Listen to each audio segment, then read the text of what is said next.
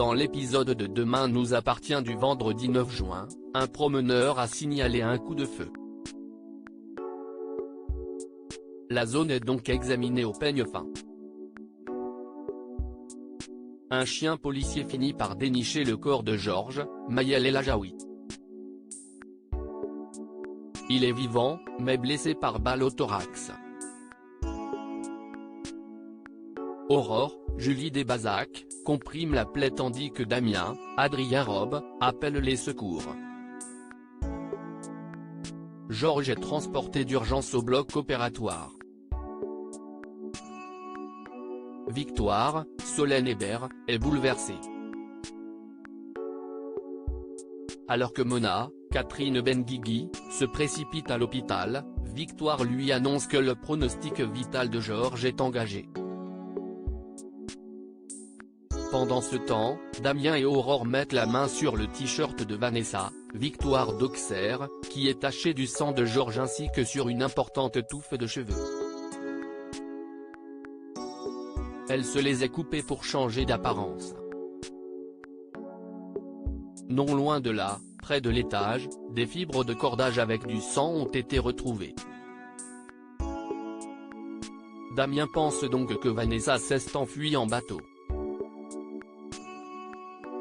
À l'hôpital, Aaron Stanikopé a réussi à extraire la balle. Aucun organe vital n'a été touché mais Georges est encore très faible. Alors qu'il allait être emmené en salle d'observation, Georges est en arrêt cardiaque.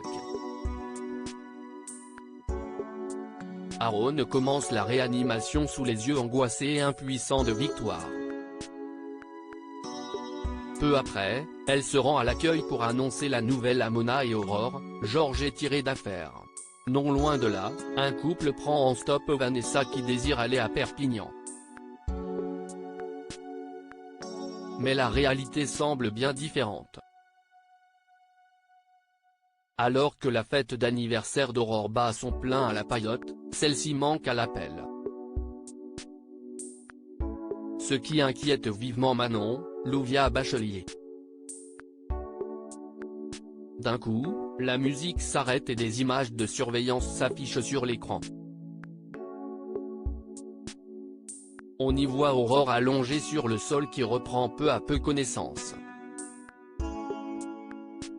Un compte à rebours de 6 jours vient de se lancer. Bruno passe aux aveux. Les bonnes résolutions de Bruno, Kevin Lévy, semblent déjà oubliées. Alors qu'il doit réviser avec Nathan, AD, il arrive en retard parce qu'il ne s'est pas réveillé. Il réalise ensuite qu'il a oublié son sac chez lui. Rapidement, Bruno se sent étriqué dans l'appartement de sa fille et propose alors à Nathan de réserver sur la plage. Si ce dernier se laisse convaincre, il est exaspéré par son père qui est davantage intéressé par la gent féminine que par les cours. Bruno questionne ensuite son fils sur sa vie amoureuse. Nathan lui révèle avoir rencontré une fille récemment mais insiste pour qu'il se concentre sur ce qu'ils ont à faire. Après cette session, Nathan interroge son père sur les raisons de son arrêt des cours en seconde. Bruno lui révèle qu'à la maison, c'était compliqué, qu'il se disputait beaucoup avec son père. Celui-ci est mort alors que Bruno avait 16 ans. Sa famille n'ayant pas d'argent, il a arrêté ses études et s'est débrouillé seul. Il réalise qu'il n'a pas fait mieux avec son fils et profite de l'occasion pour lui dire qu'il est fier de lui. De quoi toucher Nathan en plein cœur. À la fin de la journée, alors que Bruno retrouve Julie, Lou Noéry, il lui avoue qu'il ne compte pas passer le bac, qu'il a menti simplement pour aider son fils à réviser.